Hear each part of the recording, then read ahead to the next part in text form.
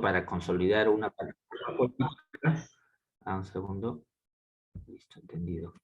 ¿No? El uso de recursos mediáticos, la atención tardía de las entidades del Estado, el refuerzo de las posturas confrontacionales intransigentes, el ingreso de nuevos actores, lo que hace que el conflicto se vuelva más complejo y sobre todo, ¿no? Que haya una ausencia oportuna, ¿no? De mecanismos para recoger oportunamente, ¿no? Las demandas de la población con menos poder, ¿no? Y bueno, resaltando este punto, ¿no? Siempre ustedes van a ver de que aparentemente son las personas con menos poder económico, ¿no? Más afectadas las que dicen, yo bloqueo esta carretera porque no me atienden, porque no me hacen caso y quiero que me escuchen, ¿no? Segundo. Bien, como ya hemos visto, este tipo de escalamiento, ¿no? Que genera conflictos sociales, muchas veces derivan en lo que es una crisis, ¿no? Todos hemos vivido siempre crisis, ¿no? Hay crisis existenciales, crisis personales, crisis en el matrimonio, ¿no? Crisis con sus enamoradas, sus enamorados, ¿no?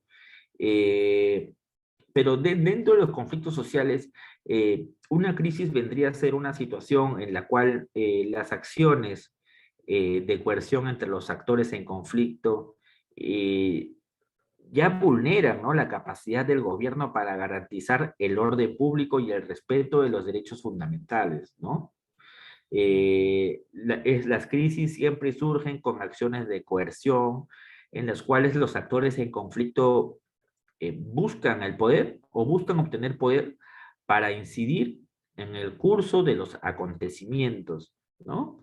Y la realización de estas acciones, estas acciones empiezan cuando los mismos actores en conflicto consideran, ¿no? Que estas medidas de presión son el único medio para hacer que sus demandas sean escuchadas, ¿no? Y esto refleja, ¿no? Que no existen a veces mecanismos, ¿no? Y espacios eficientes, ¿no? Para que los demandantes se presenten oportunamente sus preocupaciones, ¿no? De manera pacífica, ¿no? Eh, una crisis una crisis tiene algunas determinantes, ¿no? Una marcha no significa una crisis, ¿no? Un periodicazo no significa una crisis, ¿no? Eh, las crisis siempre están determinadas por la magnitud, por la duración y la relevancia de los bienes y servicios públicos que las acciones de coerción afecten, ¿no? Por eso cuando se habla de crisis, siempre salen los medios de comunicación o los políticos hablando del dólar, ¿no? Que sí, que el dólar ha subido, que el dólar está a 4,50 soles, que está a 5 soles, ¿no? Y en pocas palabras, lo que significa que suba el dólar significa que todo va a estar más caro, ¿no? A ver, un segundo, Antonio Leiva, listo, que todo va a estar más caro, ¿no? Y bueno, algunos ejemplos clásicos de este tipo de acciones, ¿no? Que nos se refieren a la crisis son las huelgas, las marchas, eh, la toma de locales, ¿no? Y quizás la vulneración de la integridad física de algunas personas, ¿no? Bloqueo de carreteras, y etcétera, ¿no? Las crisis tienen consecuencias, ¿no? No solamente nos desabastecemos de bienes y servicios, ¿no? O vemos de que los productos se encarecen, ¿no? Sino también la principal consecuencia de una crisis es de que las autoridades, ¿no? El Estado pierden legitimidad, ¿no? Ya no son, un segundo, por favor, Antonio Leiva. Ya no son reconocidas, ¿no? O mejor dicho, su poder es cuestionado, ¿no? Y esto genera un problema, ¿no? Porque genera eh, de que se pida la atención de las autoridades más altas, ¿no? Por ejemplo, si un grupo de funcionarios no da la atención debida, o mejor dicho, no da pistas o la población no percibe que un funcionario enviado por el Estado peruano no da una solución viable, exige, ¿no? La presencia de un viceministro, ¿no? exige, ¿no?, la presencia de un ministro, ¿no? Y así va la escalada, ¿no? Luego, si el ministro no puede, ¿no?, exige la participación de varios ministros, ¿no? Si no pueden a varios ministros, exigen al presidente del Consejo de Ministros, ¿no? Y por último, exigen la presencia del presidente, ¿no? Y dentro de esta crisis aparecen, ¿no?, distintos actores, ¿no?, congresistas, ¿no?, alcaldes, ¿no? Cada uno va con cierta posición, ¿no? Cierta posición, ¿no? E incluso también el tema religioso, ¿no? No olvidemos que los curas, los sacerdotes, la Iglesia Católica, son los grandes pacificadores, ¿no? También dentro de los conflictos, ¿no? Dentro de los conflictos, ¿no? Y a veces alguno escucha, ¿no? Alguno escucha a veces ciertas críticas, ¿no? De por qué el Estado peruano este, le da un sueldo, ¿no?, a las iglesias, ¿no? Y muy aparte de los tratados internacionales que se tienen, es por el hecho de que las iglesias, el sacerdote, ¿no?, los párrocos, eh, tienen una función dentro de la sociedad que es la de controlar a través de la impostación de dogmas religiosos y de valores a la sociedad, ¿no? Y hacer, por ejemplo, de que las personas sepan que robar está mal, que matar está mal, de que trabajar está bien, ¿no? Y esa función social es importante, ¿no? En la Iglesia Católica, ¿no? Digo, ¿no? Porque menciono la Iglesia Católica porque usualmente, o mejor dicho, como ustedes han visto en los conflictos en la televisión, siempre son los mediadores, ¿no? Siempre son los mediadores ante cualquier medida de fuerza o surgimiento de una crisis. Un segundo.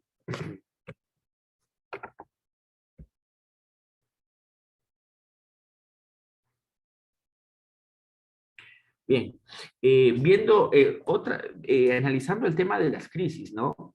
Eh, Hay que señalar una parte de las dinámicas entre los actores frente a una crisis, ¿no?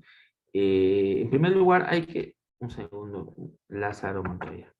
En primer lugar, hay que señalar que las partes son polarizadas, ¿no? Y esto se da cuando eh, dentro de los actores involucrados hay posiciones rígidas, ¿no? Intransigentes, ¿no? Que generan actos de hostilidad, ¿no? Y ocurre un incremento de los temas en torno de los cuales los actores se enfrentan yendo más allá de las posiciones inicialmente planteadas, ¿no?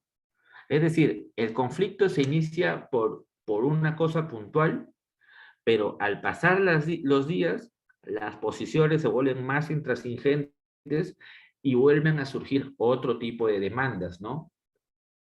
Por ejemplo, existe un bloqueo de pistas, ¿no? El Estado envía a sus funcionarios a negociar, digamos, a los funcionarios de la Oficina de Conflictos del Ministerio de Transportes y Comunicaciones, ¿no?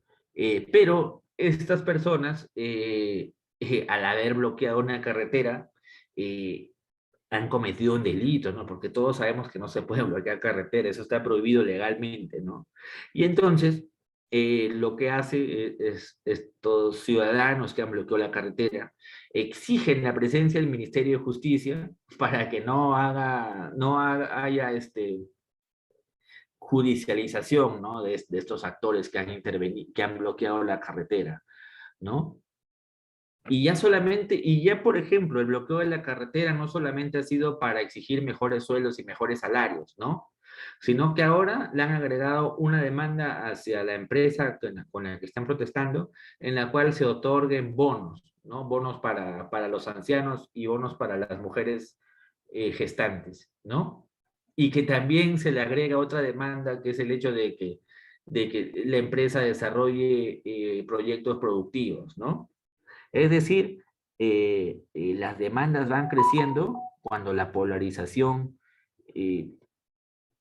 la polarización va avanzando. Otra de las dinámicas que existen frente a la crisis es la ruptura, ¿no?, de la comunicación entre las partes. Los actores ya consideran que dialogar no surge efecto, ¿no? Y el único medio que tienen para lograr sus objetivos es bajo medidas de fuerza, ¿no? Y por esa razón cierran los canales de comunicación. Y esto genera que los actores se alejen y los encuentros que se dan, es gracioso porque los encuentros que se dan es un intercambio de acusaciones, ¿no? Y de recriminaciones, ¿no? Y esto genera que se reduzcan las oportunidades, ¿no? Para que los actores, ¿no? Puedan encontrar vías de solución, ¿no? O alternativas para beneficiarse mutuamente, ¿no? Los actores ya no solamente rechazan cualquier información que vaya en contra de la imagen negativa de sus contrapartes, sino que también le restan poca legitimidad, ¿no? Ya le quitan legitimidad, ¿no? Como yo le decía, cuando el conflicto se acentúa, el funcionario, el servidor público de un ministerio, ¿no? Que fue a atender un problema, ya no es visto como alguien que pueda darte una solución. Por esa razón exigen la presencia de un funcionario más alto, ¿no? Y por eso ustedes habrán visto siempre, o habrán leído, o habrán escuchado, cuando los funcionarios, cuando la población que está protestando emite un pronunciamiento y exige, ¿no? Una comisión de alto nivel, ¿no? O sea, que vayan funcionarios de más alto nivel, ¿no? Ministros, viceministros, directores generales, ¿no? Otra de las dinámicas frente a una crisis es el hecho de que el diálogo se entrampa, ¿no? Y los líderes del conflicto no quieren cambiar su postura inicial de confrontación, ¿no? Y no lo hacen por una razón muy sencilla, ¿no? Piensan de que hacerlo los debilita, ¿no? Los debilita frente a sus representados, ¿no? Y esto lo que origina es de que exista un entrampamiento, ¿no? Que dificulta a que se puedan llegar a posturas, eh, a posturas, mejor dicho, que se pueda llegar a alternativas de solución, ¿no? Y este entrampamiento habla de que el conflicto es visto como un juego de suma cero, ¿no? No solo porque mostrar cierta apertura, ¿no? Es vista como mostrarse débil, ¿no?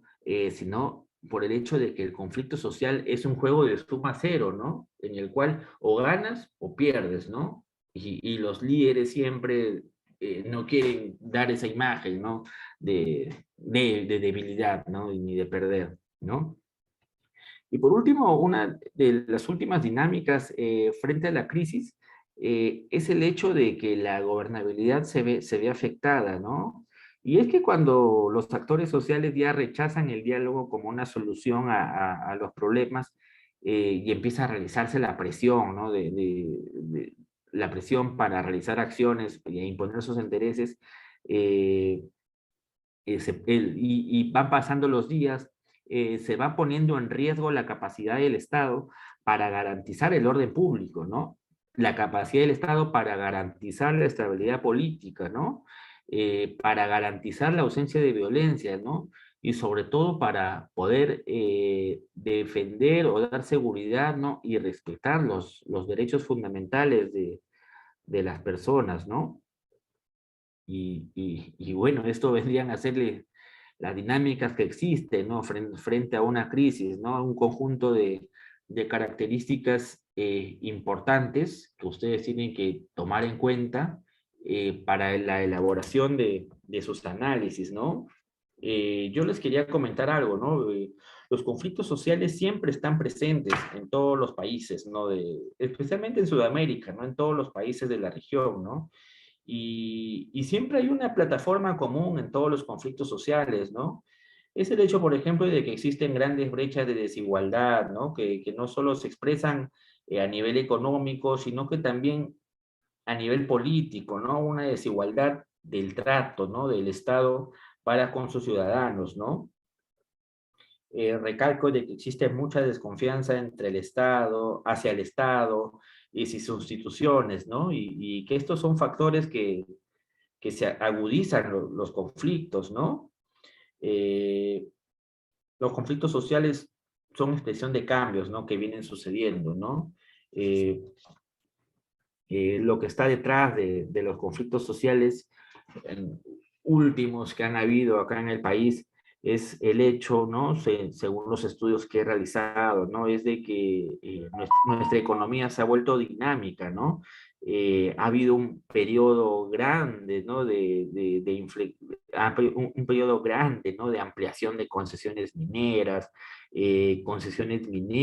¿no? A un ritmo sin precedentes, ¿no? Donde en un corto tiempo se han brindado concesiones, muchas concesiones, ¿no? En el Estado peruano, ¿no? ¿Y esto qué ha significado? Que ha habido mucha actividad en el territorio. Y esto implica también que hay muchos intereses en disputa, ¿no? Muchos intereses encontrados, ¿no?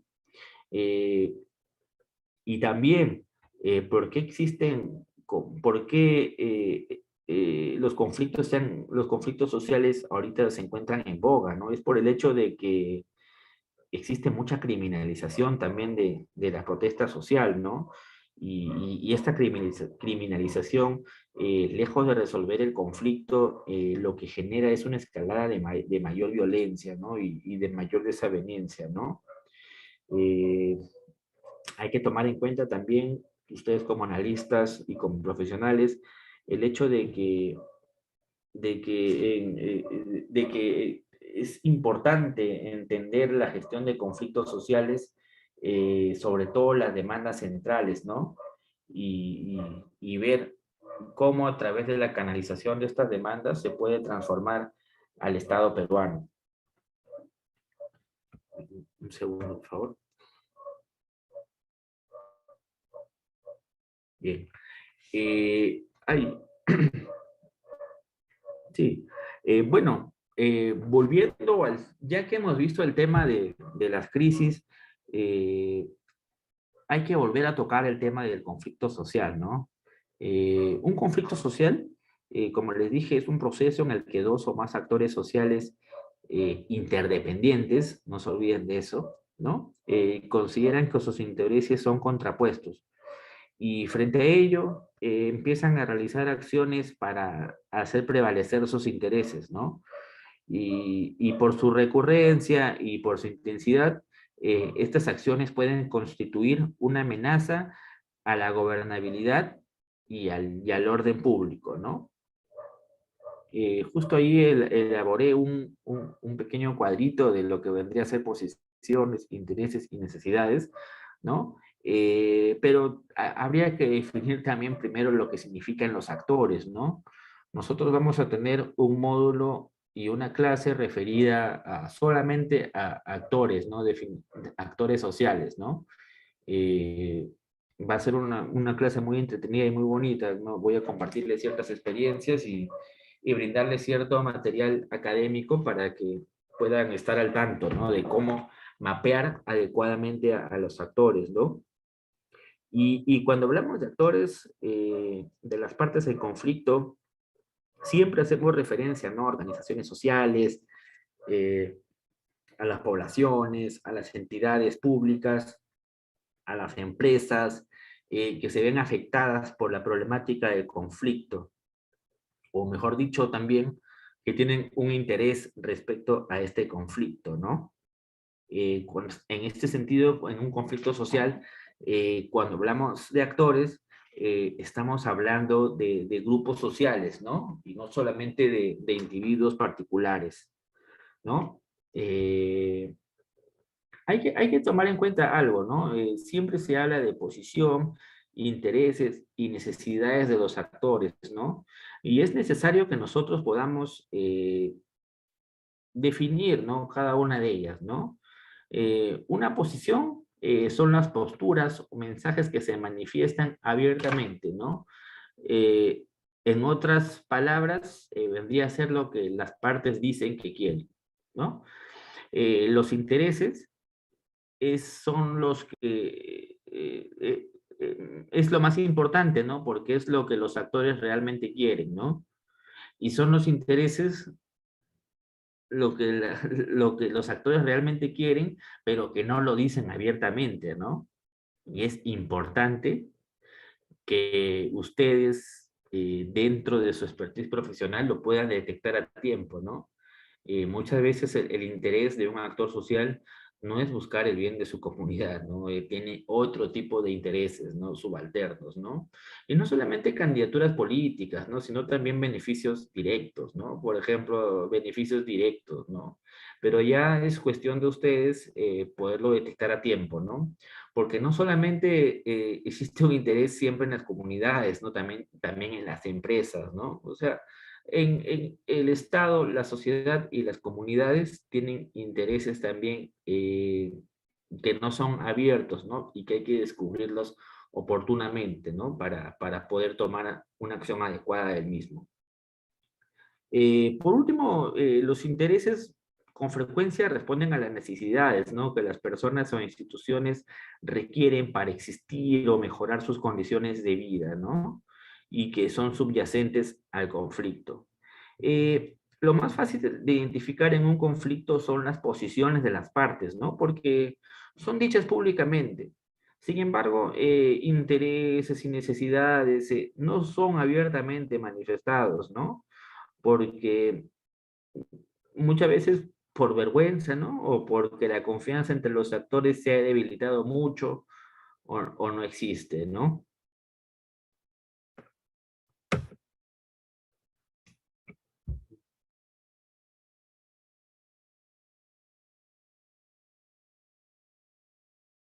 Bien, ahora llegamos a una parte interesante de esta clase y es el hecho de tratar el tema de la gestión del diálogo, ¿no? Hay que considerar que el diálogo es una herramienta poderosa, ¿no? Para poder detener la escalada de los conflictos sociales, ¿no? Y que podamos también canalizar ciertas tensiones, ¿no? Con mecanismos institucionales, ¿no? Eh, por eso siempre es recomendable que cuando los servidores públicos de un gobierno identifican una situación de controversia, deben estar preparados para llevar a cabo las gestiones, ¿no? Que permita canalizar esas demandas, ¿no? Esas demandas de una manera efectiva. Cuando nosotros hablamos de la gestión del diálogo, estamos hablando de un proceso mediante el cual una entidad del Estado eh, implementa espacios de diálogo y de toma de decisiones entre los actores sociales involucrados en una situación de diferencia, controversia o conflicto social. Su finalidad es permitir a los actores identificar juntos alternativas para superar las causas del problema que los enfrenta y construir acuerdos para poner en práctica las alternativas identificadas. De esta manera, se busca el desarrollo sostenible de las partes, evitando que las tensiones sociales se vuelquen en actos que afecten la gobernabilidad y el orden público del país, ¿no? Entonces, en pocas palabras, la gestión del diálogo es un proceso en el cual se implementan espacios de diálogo, se identifican juntos, ¿no? Todos los actores, un segundo, los actores, ¿no? Involucrados identifican alternativas sostenibles de solución y se evitan acciones que afecten la gobernabilidad, promoviéndose el desarrollo sostenible entre las partes, ¿no? Entonces, como ustedes pueden ver, la gestión del diálogo comprende etapas, ¿no? Comprende etapas que se aplican por igual en cada nivel de la conflictividad social, ¿no? Y estos pasos un segundo, por favor, vendrían a ser los siguientes, ¿no? El tema de la identificación de los casos de conflictividad social, la elaboración de un plan de trabajo, ¿no? La implementación de un plan de trabajo, ¿no? El arribo de acuerdos, ¿no? Etcétera, ¿no? Eh, hay que destacar, alumnos, alumnas, de que la gestión del diálogo puede realizarse en cualquiera de los niveles, ¿no? De conflicto, ¿no? Ya sea en el nivel de diferencia, en el nivel de controversia o cuando ya estemos en un conflicto social, ¿no? Y también, dependiendo en qué nivel de conflictividad apliquemos, ¿no? Una estrategia de intervención, ya estamos hablando de lo que significa prevención, tratamiento o seguimiento, ¿no? Por esa razón, hay ciertas etapas en la gestión del diálogo que ustedes deben conocer. Empezando por la etapa de prevención, ¿no? Que es cuando la gestión del diálogo se aplica en niveles de diferencias y controversias y hablamos de una labor de prevención, pues el objetivo es anticiparse, ¿no? Al surgimiento de un conflicto social. Luego, cuando hablamos de tratamiento, es cuando el caso es atendido a través de la gestión del diálogo y se encuentra en el nivel de conflicto social y los actores ya han entrado a una dinámica de confrontación pública. Y por último, cuando hablamos de seguimiento, es cuando ya se logra que los actores hayan arribado a acuerdos, ¿no? Y compromisos, ¿no? Tras la intervención de ciertos gestores, ¿no? Y lo que se realiza es la etapa final, ¿no? Del seguimiento, del cumplimiento de los acuerdos y compromisos, ¿no? Eh, es importante alumnos, considerar de que existen varios factores sociales, ¿no? Culturales y políticos y económicos, ¿no? Que se entrelazan para hablar de lo que significa un conflicto social en el país y en la región, ¿no? Eh, eh, Hay factores, por ejemplo, que nos ayudan a proyectar escenarios de conflictividad, ¿no? Por ejemplo, el clima social, eh, por ejemplo, la capacidad del Estado, ¿no? Para procesar el conflicto, ¿no? Y es la combinación de estos factores lo que permite de que en nuestro país existan altos niveles de conflictividad, ¿no? Y algunos investigadores, ¿no? Académicos, ¿no? De los conflictos sociales mencionan de que es el propio Estado el que tolera, ¿no? Hay una suerte de tolerancia, ¿no? Hacia el conflicto, ¿no? Ya que percibe y sabe, ¿no? De que dentro de la ciudadanía existe un alto nivel de insatisfacción, ¿no? Un alto nivel de insatisfacción del ciudadano. Ahora, como ustedes pueden ver, existen pasos, ¿no? Pasos básicos también para la gestión del diálogo, ¿no?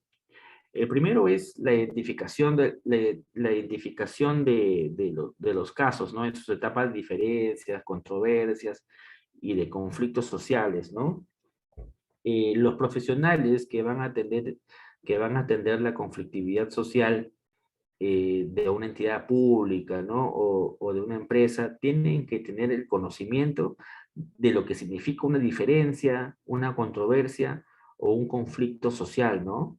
Y se obtiene bastante conocimiento a través de los reportes, ¿no? De los reportes de las entidades públicas, de los medios de comunicación, de ciertos documentos, ¿no? Enviados por las comunidades, o discursos, ¿no? Comunicaciones directas, ¿no? Dentro de la población, ¿no? Y esta información tenemos que analizarla de una manera cuidadosa, ¿no? Por distintas razones, ¿no? Primero, para poder identificar la entidad competente que puede atender debidamente esta diferencia, ¿no? O esta controversia, ¿no? Segundo, poder identificar la pertinencia de las demandas, ¿no? Y poder saber si estamos frente a un inminente conflicto que va a derivar en una crisis social. Tercero, ¿no? Poder saber si el caso es relevante, ¿no? Y poder elaborar escenarios de riesgo, ¿no? Con análisis prospectivos de riesgo, ¿no? Dentro de estas clases habrá un módulo que hablaremos no solamente de mapear actores, sino también otro módulo relacionado a los espacios de diálogo y también otro módulo en el cual vamos a ver el tema de poder realizar análisis prospectivos, ¿no? Análisis de riesgo, ¿no? Y por último está el tema de ver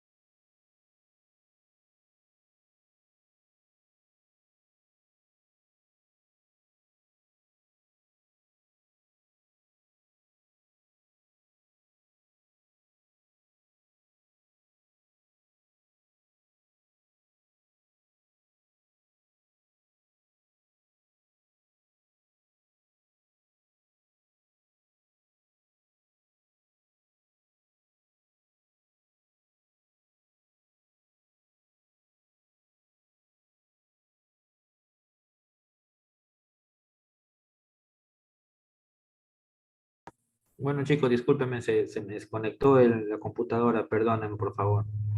Bueno, al menos se dio un par de minutos para tomar aire. Un segundo, por favor, para compartirles el PPT.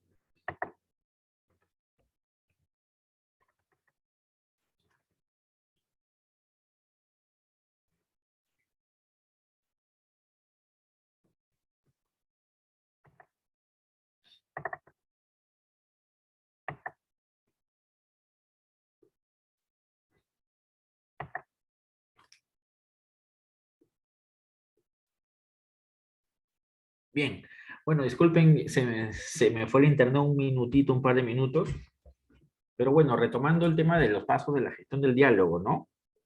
Eh, el segundo paso vendría a ser la elaboración del plan de trabajo.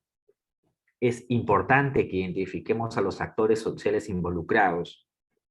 Nosotros dentro de estas 10 clases eh, vamos a tener una clase especial sobre el mapeo de actores, una de las clases más importantes que van a poder tener con el fin de poder atender los conflictos, ¿no? No solamente conflictos sociales, ¿no? Podremos verlo también como temas de responsabilidad social, ¿no? Cuando estén en sus empresas. Un segundo.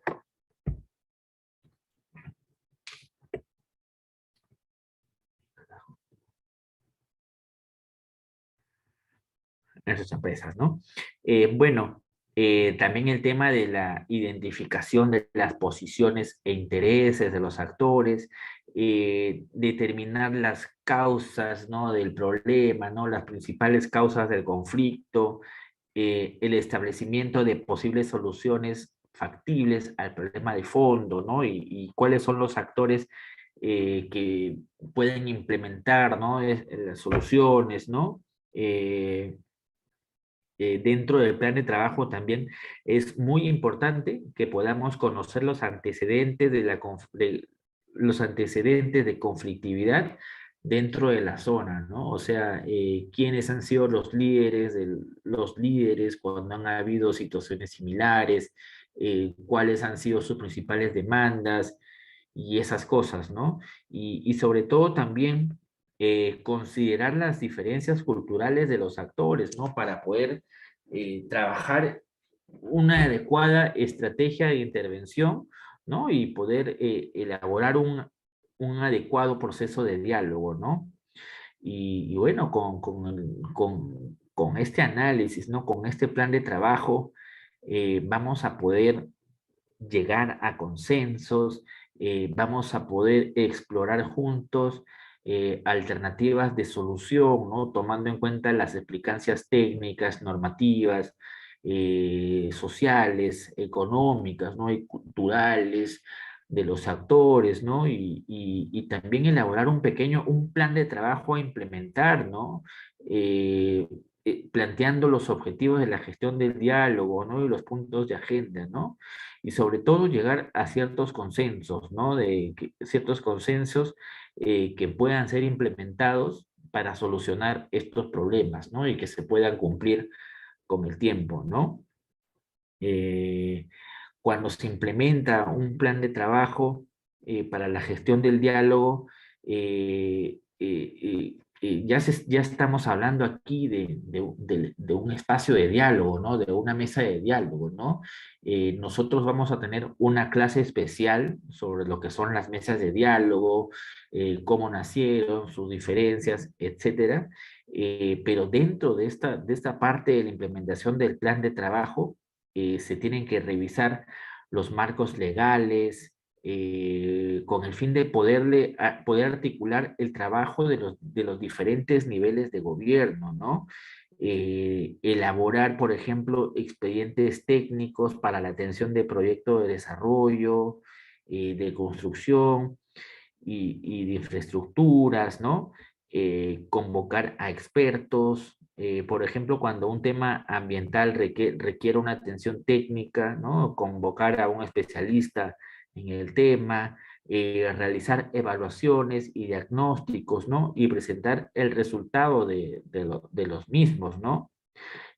Como ustedes pueden ver, eh, dentro del plan de trabajo, ya existe ya el involucramiento, ¿no? De las partes, ¿no? Y también de la parte técnica, ¿no? Con la convocatoria a expertos o especialistas, ¿no? Y por último, ¿no? La última parte que es una de las a las cuales nosotros debemos aspirar, ¿no? Que es el arribo a acuerdos finales, ¿no? Y es que los acuerdos y compromisos que se establecen deben darse en acciones concretas, ¿no? Que cada actor cumpla un papel y que ponga en práctica las soluciones halladas, ¿no? Dentro del proceso de diálogo, ¿no?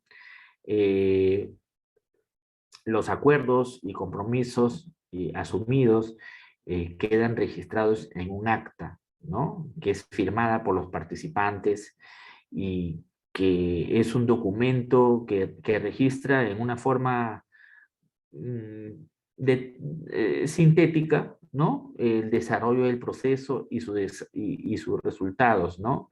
Pero sí brinda un detalle específico de los acuerdos y compromisos a los que se ha llegado, ¿no? Y es la firma de este documento en el cual se permite dar por resuelto el caso atendido, ¿no? Y bueno, una vez que ya se firman estos acuerdos, se firman estos compromisos, ¿no? Se da por concluido el espacio de diálogo y se pasa, ¿no? Por el tema del monitoreo mensual, ¿no? O semanal, ¿no? De los compromisos y los acuerdos asumidos, ¿no? Es una labor permanente estar haciendo seguimiento a estos acuerdos, ¿no? Eh, y es que es cierto, ¿no? La firma de un acuerdo, la firma de un compromiso, no garantiza por sí sola el cumplimiento de los mismos, ¿no? Y por eso el Estado, la sociedad y las comunidades tienen que hacer un seguimiento cada cierto tiempo, ¿no? Sobre los avances en el cumplimiento de estos acuerdos, ¿no? Usualmente se conforman para ello comisiones de seguimiento, ¿no? En el cual participan representantes del Estado, representantes de las comunidades, representantes de las empresas, ¿no? Y se busca también a veces una parte técnica, ¿no? O comisiones imparciales, ¿no? Que puedan dar cuenta de los avances, ¿no? De los acuerdos, ¿no? Muchas veces también hay ciertos actores que se involucran y que se encargan, ¿no? Digamos, fiscalizar, ¿no? El acuerdo, ¿no? Cuando hay demoras y esas cosas, ¿no? Entonces, recapitulando, ¿no? El diálogo se gestiona de la siguiente manera, ¿no? El caso ingresa, se identifica el caso, se define la competencia de atención del caso, ¿no? Se establece la pertinencia de atención del caso y la relevancia de atenderlo, y se determina el nivel del caso a definir, ¿no? A definir, ¿no? Eh, si es que el caso se trata, ¿no? Con el fin de tratarlo o prevenirlo, se elabora un plan de trabajo para analizar el caso, realizar coordinaciones con las distintas entidades del Estado y otros actores que puedan participar en la búsqueda de las soluciones de demanda, ¿no? Y se seleccionen mecanismos de diálogo, ¿no? Y terminamos implementando un plan de trabajo, ¿no? Generando acciones para instalar espacios de diálogo, para que se realicen sesiones dentro del espacio de diálogo, ¿no? Un segundo. Se aborde técnicamente la problemática, ¿no? De los actores involucrados, ¿no? Y se puede realizar acciones de seguimiento, ¿no? A los acuerdos finales establecidos, ¿no? Eh, es importante señalar de que existen muchas autoridades y funcionarios públicos a nivel nacional, regional o local que han hecho sus mejores esfuerzos, ¿no? Y han brindado sus mejores energías, ¿no? En resolver los conflictos sociales, ¿no? Que están bajo su competencia o su dirección, ¿no? Eh, Cuando el principal demandado ha sido el Estado en su conjunto, ha habido muchos esfuerzos para lograr la extensión de la cobertura de la población, ¿no? Y que se puedan establecer puentes que permitieron el diálogo y el logro de acuerdos, ¿no? Entre las partes, ¿no? Muchos funcionarios del más alto nivel han tenido que viajar a zonas alejadas, han tenido que participar, ¿no? De situaciones de mucha tensión, ¿no?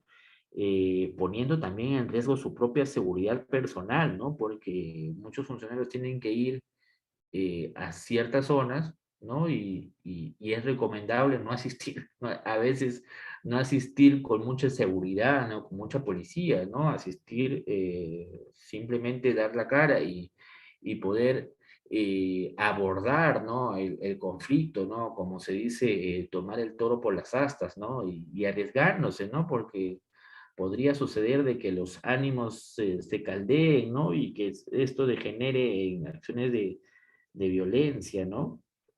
Y en general, ¿no? La voluntad y disposición para negociar del Estado ha sido un activo muy valioso, ¿no? Pero no hay que dejar de reconocer también las deficiencias y los vacíos, ¿no? Que han obstaculizado la gestión de conflictos, ¿no? Eh, Dentro del Estado peruano muchas veces se ha ninguneado la gestión de conflictos, ¿no? Se ha visto como que es un tema estrictamente comunicacional, como que es un tema simplemente de sonreír, ¿no? Un tema de relacionamiento de sonreír, ¿no? De ser cortés, ¿no? Cuando el tema va más allá de la cortesía, ¿no? El tema va sobre todo en la atención de la problemática, ¿no? Demandada, ¿no? De la problemática demandada, ¿no? Y hay que darnos cuenta, ¿no? Nosotros como país somos uno de los que más se ha beneficiado, ¿no? Desde un punto de vista macroeconómico, ¿no? Hemos tenido hace unos años el alza del precio, ¿no? De los commodities, ¿no? Y entre el año 2001 al 2011, eh, nuestro PBI creció en 6,3%, ¿no? Lo que hizo que se descendiera la pobreza, ¿no? Y que la periferia, ¿no? El interior del país experimente cambios significativos, ¿no? Experimente cambios significativos, ¿no? Y volviendo también al tema de la clase anterior, el tema del abordaje teórico de los conflictos sociales, ¿no? En el Perú, los conflictos sociales se dan en torno a las industrias extractivas, ¿no? Y estos se clasifican también en, en, por ejemplo, aquellos que se encuentran en contra de las actividades extractivas porque son actividades que dañan, perjudican, ¿no? Alteran el medio ambiente, ¿no? Y el ecosistema, ¿no? Y aquellos vinculados con el incumplimiento de acuerdos y la demanda de servicios, ¿no? Entonces vemos que en el Perú hay dos tipos de conflictos, ¿no?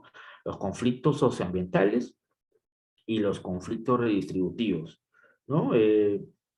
Los primeros nacieron con el impulso de defensa, ¿no? De los medios de subsistencia de la población rural, mientras que los conflictos redistributivos buscan acceder a los beneficios económicos derivados de la extracción, ¿no?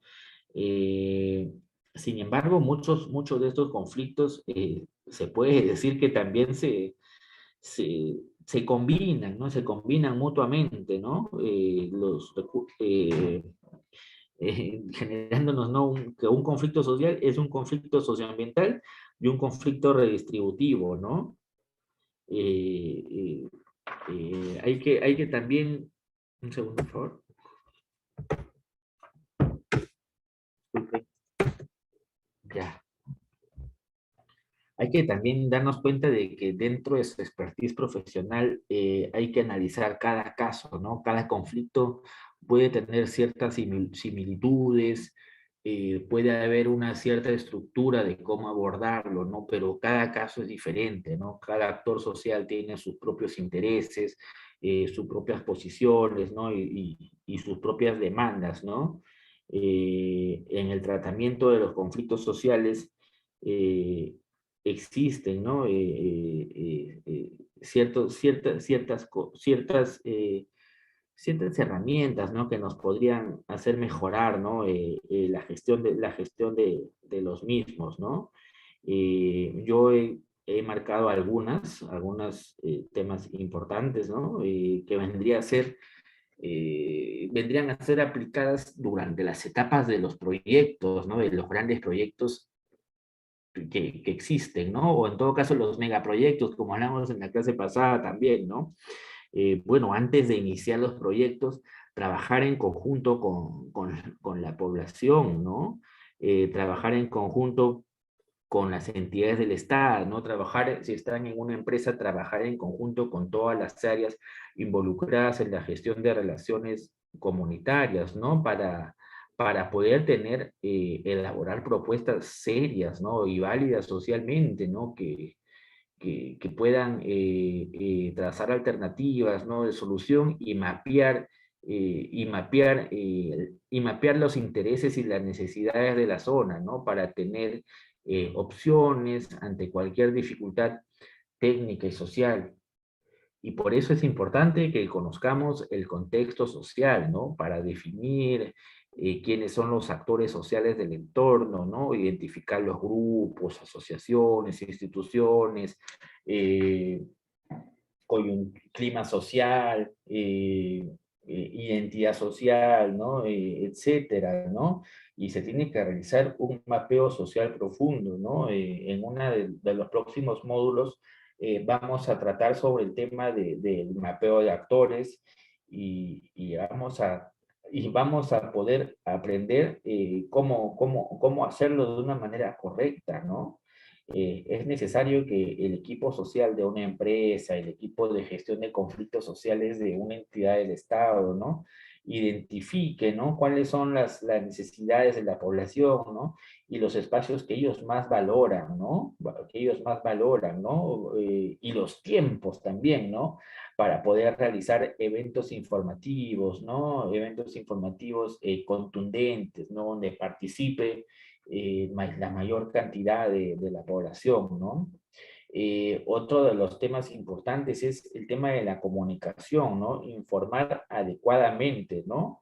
Una vez que se tengan los actores identificados, poder reconocer interlocutores válidos para comunicarnos con la población, ¿no? Conversar con ellos, transmitirles mensajes, empoderarlos, ¿no? Empoderarlos y brindarles la información correcta, pero acorde también a sus conocimientos, ¿no? Como vimos en la clase pasada, no se trata de utilizar palabras muy técnicas, ¿no?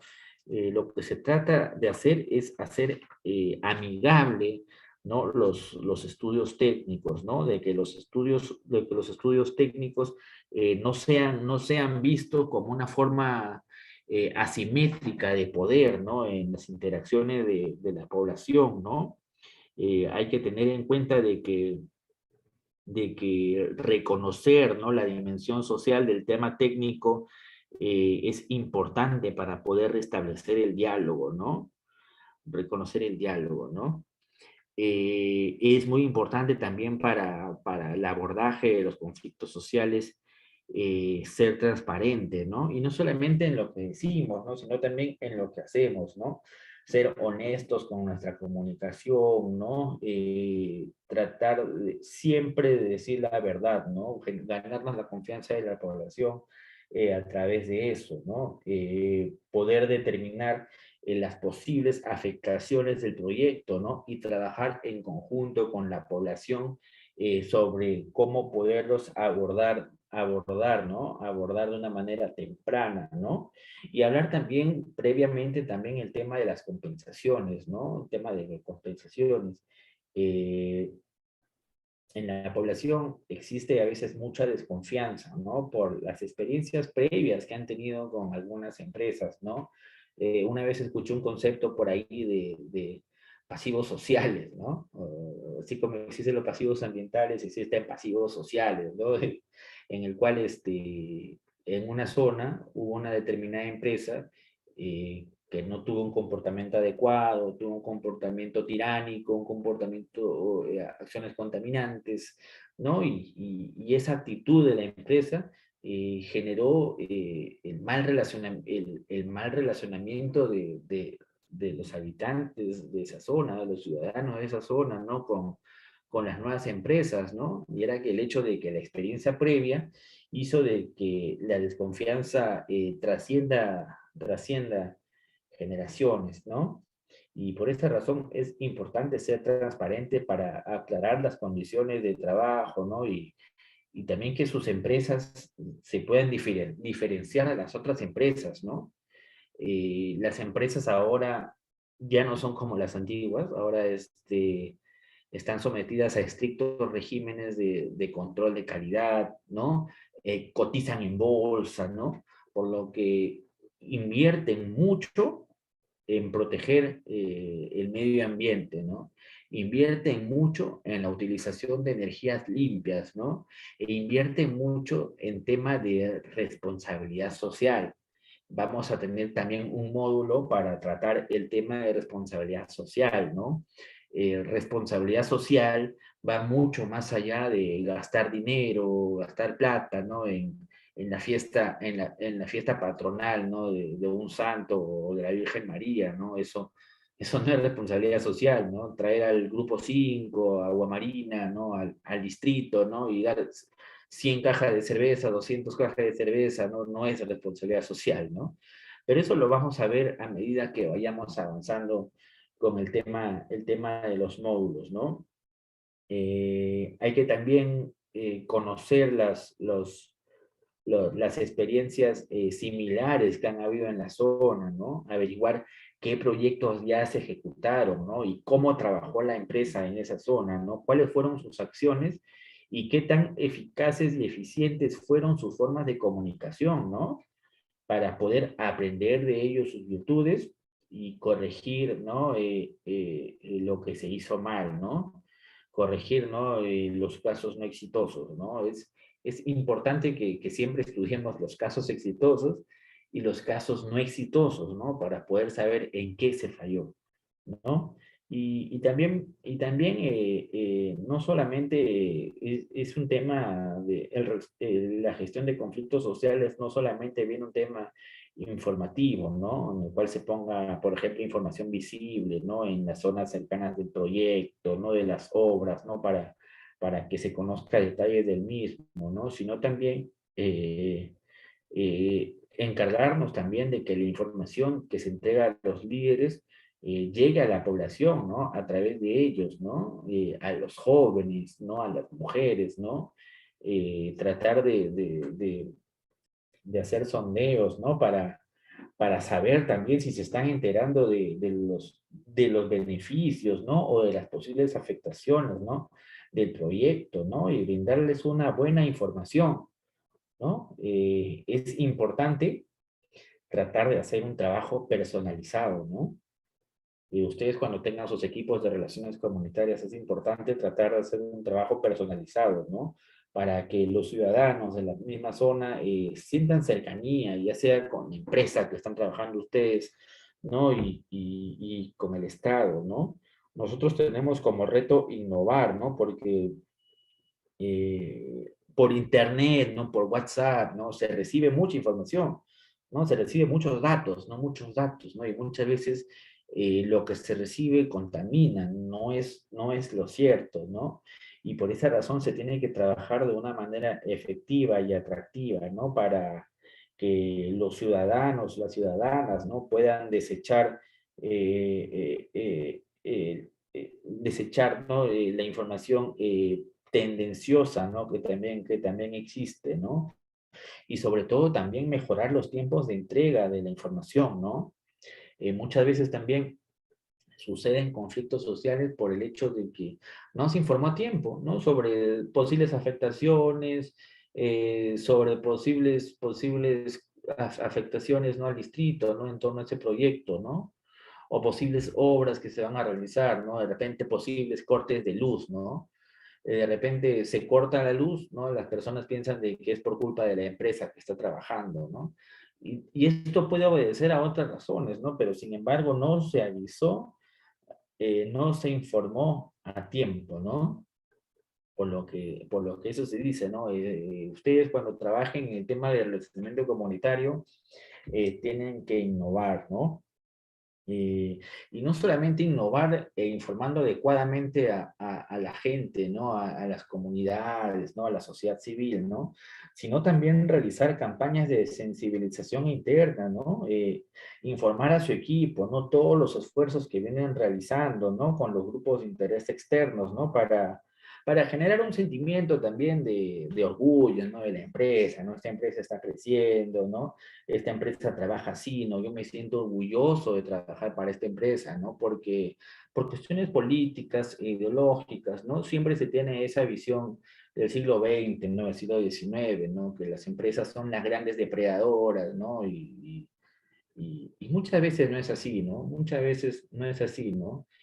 Hay muchos temas por trabajar, hay muchos temas por trabajar, pero sobre todo hay muchos intereses que se tienen que descubrir, ¿no? Y ustedes como profesionales, como peruanos y peruanas tienen que hacerlo, ¿no? Y bueno, es importante que se cree una relación, ¿no? Que se mantenga el contacto con los actores claves de la zona, que permanentemente se continúe brindando información, ¿no? Ir siempre a las zonas de influencia directa de un proyecto, ¿no? De influencia indirecta, ¿no? Para brindar charlas informativas, ¿no? Llevar expertos, ¿no? Llevar expertos, ¿no? Pero no cualquier tipo de experto, ¿no? Sino expertos que tengan la capacidad de explicar de una manera amigable, ¿no? Y didáctica, ¿no? Sobre los beneficios, ¿no? De ciertos temas, ¿no? Y que recalquen las virtudes del proyecto, ¿no? Y se pueda trabajar en conjunto, ¿no? Y también, otro dato más que les estoy dando, ¿no? Un poco para que ustedes puedan implementarlo, ¿no? Pues, les estoy dando acá prácticamente les estoy dando estrategias, ¿no? Para que ustedes la puedan vender a las empresas de una mejor manera, ¿no? Cuando ofrezcan sus servicios, ¿no? Y es el hecho de realizar actividades, ¿no? Por ejemplo, realizar charlas con juegos, ¿no? En los colegios de la zona, ¿no? Para que puedan aprender también, ¿no? Y cómo se está llevando el proyecto, ¿no? Y que la sostenibilidad social se mantenga, ¿no? A mediano plazo, ¿no? Es importante trabajar siempre con los jóvenes, trabajar siempre con los niños, ¿no? Que son los que tienen otra visión van a tener otra visión de la sociedad, ¿no? Que son las personas que ya tienen un celular desde que tienen 3 años, ¿no? Ya tienen un WhatsApp, ¿no? Están expuestos a distintos canales de información, ¿no? Y tienen diversos tipos de aspiraciones, ¿no? Y en tal sentido, así, es importante, alumnos y alumnas, poder trabajar, ¿no? Poder trabajar adecuadamente, ¿no? El tema informativo, ¿no? Dentro de la gestión de los conflictos sociales, ¿no? Eh, yo sé que ya son las 9 en punto, ¿no? Sin embargo, sí me gustaría comentarles un tema, ¿no? Para ya cerrar, ¿no? La capacidad institucional del Estado, ¿no? Ha buscado tratar los conflictos sociales, ¿no? Y se han venido creando distintas oficinas de gestión de conflictos sociales dentro de todos los sectores del Estado, ¿no? Creo que ya todos los ministerios tienen su propia oficina de resolución gestión de conflictos y articulación intergubernamental, ¿no? Y es importante esta visión del Estado, porque lo que nos ayuda es avanzar y consolidar la democracia, ¿no? Porque la conflictividad social es un tema sensible y preocupante, ¿no? Que tiene que recibir la atención de las autoridades, de los funcionarios, de los líderes, ¿no? Etcétera, etcétera, ¿no? Y bueno, eso, no le quiero quitar más tiempo, discúlpeme por el minuto que se me que se cortó mi internet. Y, y bueno, nos estamos viendo el próximo jueves, ¿no? Para continuar con las clases. Creo que nos toca el tema de participación ciudadana, ¿no? Y muchas gracias, les agradezco bastante por su tiempo. Buenas noches, alumnos y alumnas.